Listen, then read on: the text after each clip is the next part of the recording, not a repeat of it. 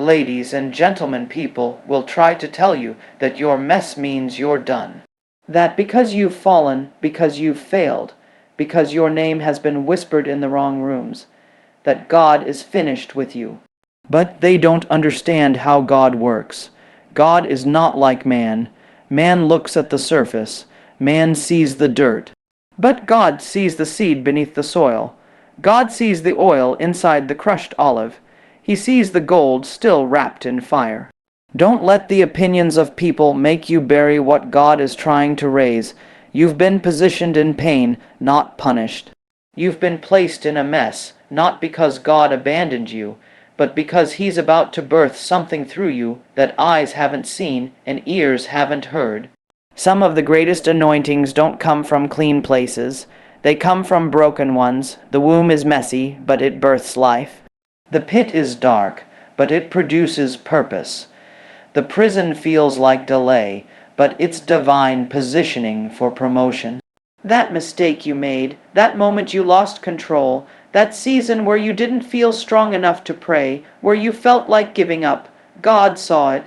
And He still called you, He still marked you. You're not disqualified. You're being refined. You're not forgotten. You're being formed. People may walk away when you're a mess, but God walks into your mess. He steps into what others step over. He speaks life where others pronounce death. You thought your mess was the end, but it was only the beginning. You thought the detour disqualified you, but it was God rerouting you through grace. You thought the fall would finish you, but it positioned you for an encounter with power. Don't you dare count yourself out. God knew what He was getting when He called you. He factored in your flaws, your fears, your failures, and He still said yes. You've been crying about the mess, but that mess is the miracle in disguise. That mess is where you're going to meet God in a deeper way. That mess is where the oil starts flowing. That mess is where your real ministry begins. People want the promise without the process, but the process is messy. And it's in the mess that God reveals His glory. So stand up, wounded and weary, and say, God, I'm still available. Let Him use what's left. Let Him use the broken pieces. Let Him use the story you thought disqualified you, because when God uses a mess, He gets the glory. And when He gets the glory, you get the breakthrough. There's something powerful about a God who doesn't discard what's broken. See, the world loves new, the world loves perfect, the world loves polished, but God, He loves broken things. He's not afraid of your cracks, your scars, your weaknesses. In fact, He runs toward them, because what man rejects, God redeems. What man trashes, God transforms, and what man calls broken, God calls chosen. We live in a culture that throws away anything that doesn't look pristine. If it's not perfect, if it doesn't sparkle, if it doesn't shine, it's seen as less. But God does His best work in the dust. From the very beginning, He formed man out of dirt. He didn't speak us into existence like the stars. He touched the dust. That's who He is. He gets His hands dirty to make something divine. So don't you be ashamed of your dirt.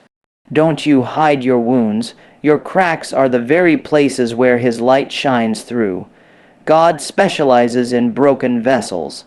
He pours oil in fractured jars, and He knows how to hold what others can't handle. People might have walked away because you were too heavy. You were too complicated. You were too messed up. But God saw the value in you even when you couldn't see it in yourself. You were shattered in silence. You were dropped by someone who should have protected you. You were mishandled. Misunderstood. But you were never forgotten. You thought you were too broken to be used. But what if the brokenness was the preparation? What if the heartbreak was the platform? What if the failure was the setup? You don't need to be perfect to carry purpose. You just need to be willing. God doesn't anoint the flawless. He anoints the faithful, the ones who keep showing up. The ones who say, God, I'm broken, but I'm here. I don't have it all together, but I'm available. And when you place your brokenness in His hands, He doesn't just restore you, He multiplies you. He takes what's left and makes more than enough. He did it with 5 loaves and 2 fish. He did it with the widow's oil. He did it with the remnant of Israel, and He'll do it with you. So don't disqualify yourself because of your condition. Your condition is the context for God's power. If it wasn't broken, He wouldn't need to fix it. If it wasn't damaged, He wouldn't get the glory. Your scars are proof that you survived. Your pain is proof that you still have purpose. So lift your head, broken but beloved. God isn't finished with you. He's just getting started, because He always uses what's broken to build what's unshakable. You've been asking, why am I going through this? Why is everything falling apart? Why does it feel like my life is under attack? But what if I told you the very place you're trying to escape is the exact place God is trying to develop you? What if I told you that the mess you're in is not the end? It's the beginning of a miracle. You see, God does His greatest work in the middle of what feels like chaos. When everything is out of control, when the noise is loud, when the pain is deep, that's when heaven starts moving. We want the miracle without the mess. We want resurrection without crucifixion. We want breakthrough without breakdown. But miracles are born in messes. Water didn't turn to wine until they ran out. The Red Sea didn't part until there was nowhere else to go. Lazarus wasn't raised until he had been dead 4 days. God waits until the situation looks impossible, until everyone has counted you out, until there's no way human hands can fix it. Then He steps in. Why? Because when He moves in the mess, only He gets the glory. Stop trying to clean up what God is trying to use. Stop hiding your pain. Stop running from your story. God's not intimidated by your dysfunction. He's not shocked by your situation. In fact, He saw it coming, and He already has a plan for it. The problem is not the mess. The problem is we don't recognize it as the setup. But I came to tell you today, your mess is not random. It's the very soil where God is planting your miracle. Sometimes God will allow you to be surrounded so you can see Him as your deliverer. Sometimes He'll allow the door to close so you stop trusting the door and start trusting the one who opens it. Sometimes He'll let the storm rage just so you'll discover He can speak peace to winds and waves. It's in the furnace that faith gets refined. It's in the fire that the chains burn off. It's in the wilderness that the manna falls. The enemy thought the mess would bury you, but he didn't know it would bless you. He thought it would break you, but he didn't know it would birth something in you. This mess is not punishment, it's positioning. This mess is not the end, it's the incubator of your next season. Don't curse what God is trying to use. Don't quit in the middle. If you can endure the mess, you're going to walk into the miracle. So lift your eyes, wipe your tears, straighten your back. You're not in a disaster, you're in a delivery room. And the pain you feel now is nothing compared to the purpose that's about to be revealed. Your mess is the womb. Your miracle is coming. The enemy wants you quiet. He wants you ashamed. He wants you stuck in a place where you think what you've been through has stripped you of your value.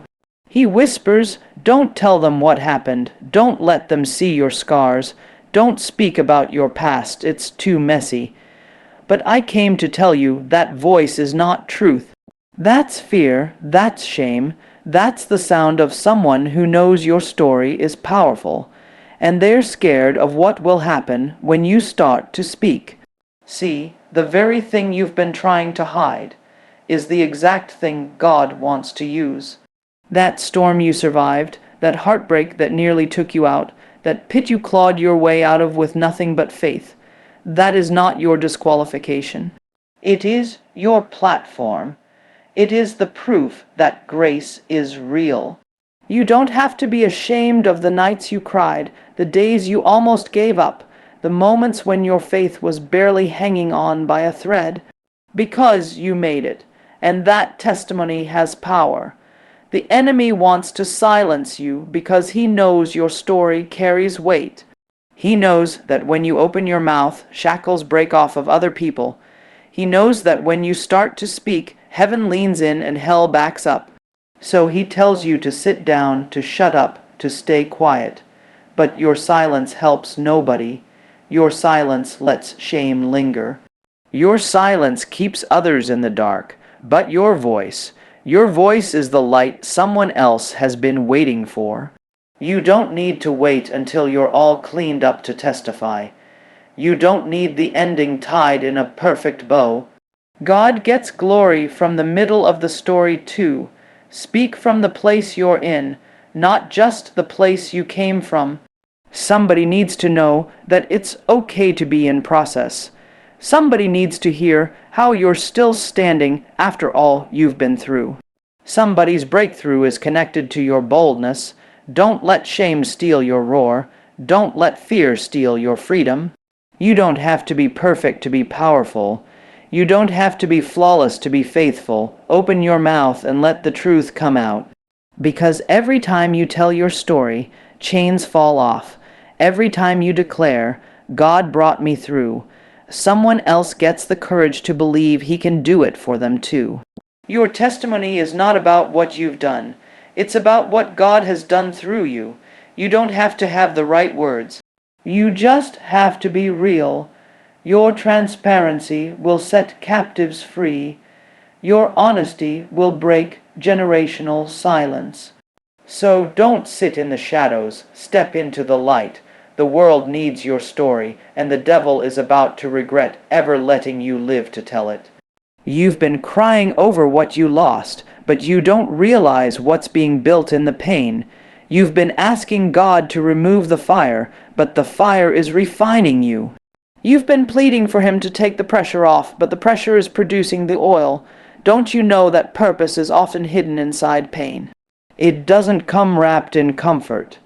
It comes dressed in disappointment, dressed in rejection, wrapped in sleepless nights and silent battles.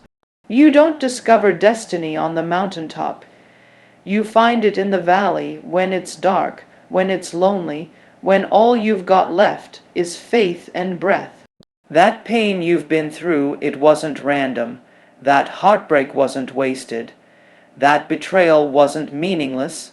Every tear, every sleepless night, every silent prayer, every time you got up when it would have been easier to stay down, it was working something in you.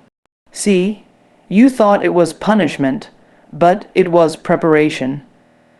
You thought it was a setback, but it was strategy. You thought God left you, but he was digging deeper, building stronger, stretching your soul to hold more than you ever thought you could carry.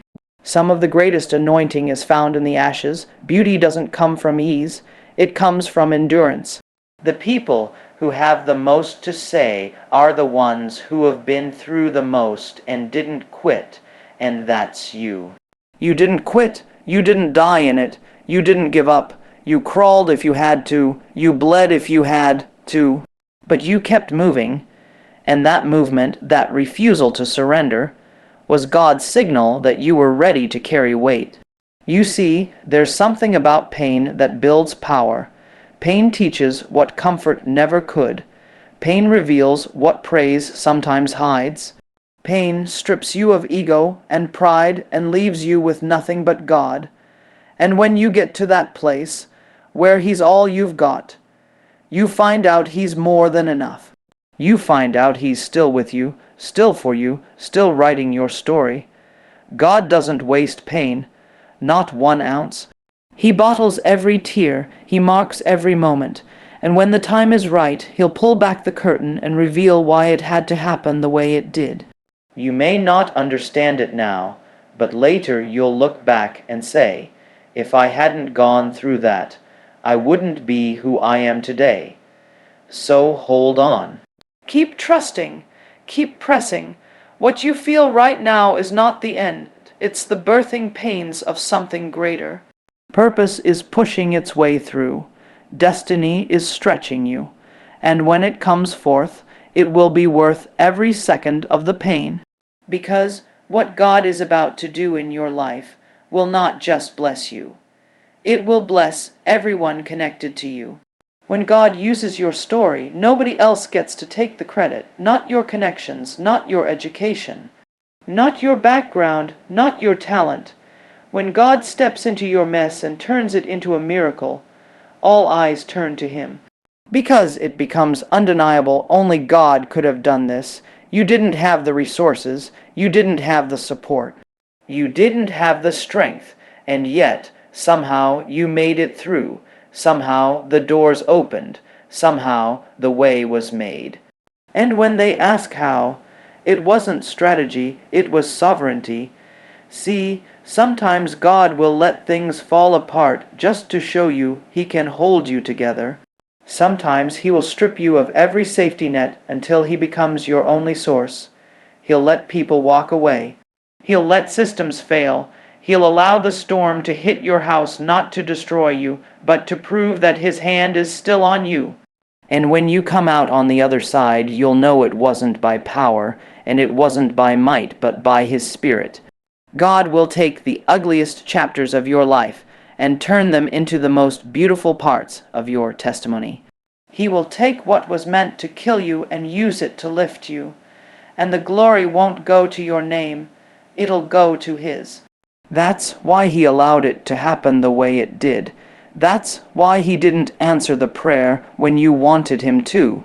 That's why He let it linger, because if it had been fixed too fast, if it had been easy, if it had looked clean, you might have thought you did it yourself. But now, with your back against the wall, with no strength of your own, with nothing left but broken pieces, you saw Him work. You watched Him move, you saw Him make rivers in the desert, and nobody can take that from you. Your story now has divine fingerprints all over it.